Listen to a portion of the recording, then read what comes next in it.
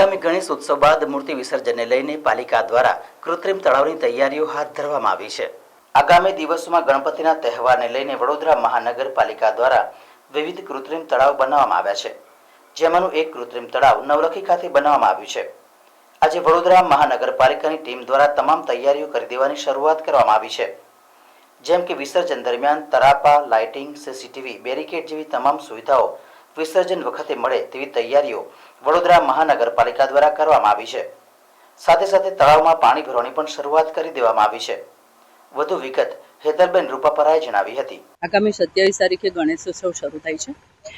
વિવિધ દિવસોમાં ગણેશ વિસર્જનની જે પણ કામગીરી વિસર્જન માટેની આપણે અહીંયા નવલખી ખાતે કૃત્રિમ તળાવ બનાવવાનું આયોજન કરેલું છે, જે હાલ અત્યારે તૈયારીઓ પૂર્ણ થવાની છે, જેમાં પોલીસ શાખા સાથે સંયુક્ત સંકલન કરીને જરૂરી બેરિકેટિંગ, વિસર્જન માટે જરૂરી તરાપા, સ્ટાફ સાથે રહીને લાઇટિંગ, જરૂરી CCTV camera, stage safety barricade, road રસ્તા રિપેરિંગ બધું જ કામ હાલ પૂર્ણ થવાની તૈયારીમાં છે।